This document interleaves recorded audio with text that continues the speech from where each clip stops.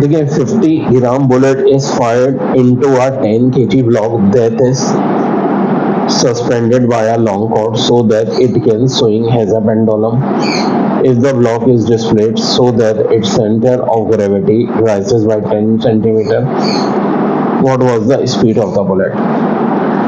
तो mass of bullet दिया है 0.05 gram, mass of gun 10 kg, height 10 centimetre जगह 0.1 मीटर हो गई। इनिशियल वेलोसिटी बुलेट की और गन की 0 है, फाइनल वेलोसिटी v नहीं पता। के ई होता है M P plus M G V square, ये हो जाएगा एम जी एच। तो ये दोनों साइड के मासेस तो कैंसिल हो जाएंगे, V square equal to 2gh, V root 2gh, और 2 की वैल्यू तो 2 ही है, जी 9.8 है, h 0.1 है, v आ गया 1.4। अब देखो हमें जो चाहिए, जो एक स्पीड ऑफ बुलेट u2 के लिए m भी हमें पता है 0.5, u भी चाहिए, mass of block of course 10 है और स्पीड ब्लॉक की ज़ाहिर 0 ही होगी। फिर जो कंबाइंड मास है ब्लॉक का और बुलेट का वो ये हो गया 10.05, और जो फाइनली स्पीड है ये अभी हमने निकाल ली है भाई, नहीं तो निकाली है 1.4। अब पुट कर देंगे, देखो ये ना 10.05 1.4 से मल्टीप्लाई हो जाएगा, इधर वाला 0.05 उधर जाएगा डिवाइड होगा, फाइनल आंसर 281.4 बहुत इंपॉर्टेंट है इस साल के लिए।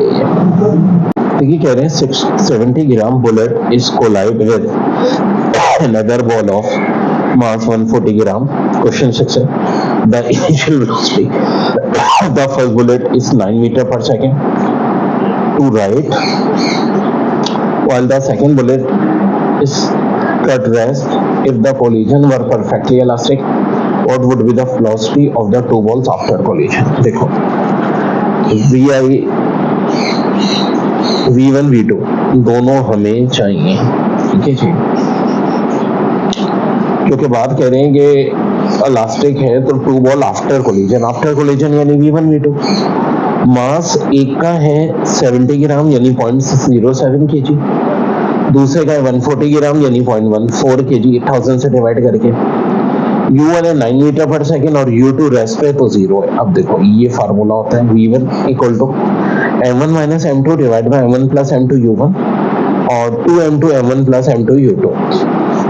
U2 तो 0 है तो यहाँ तो कुछ करना ही नहीं है, यहाँ 0.07 में से 0.14 माइनस किया या प्लस किया और 9 रख के V1 आ गया -3। इसी तरह V2 का फार्मूला ये होता है 2m1 U1 divide by m1 plus m2 plus m1 minus m2 divide by m1 plus m2 U2।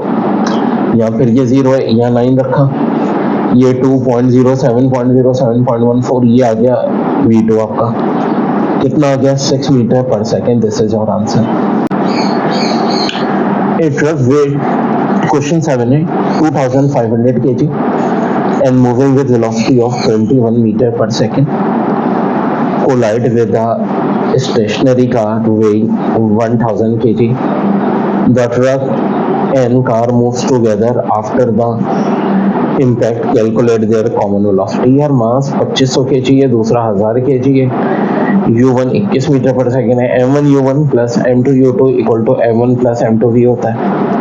ये फार्मूला ये तो 0 हो जाएगा, ये प्रोडक्ट आ गई, यहाँ से आ गया। अब ना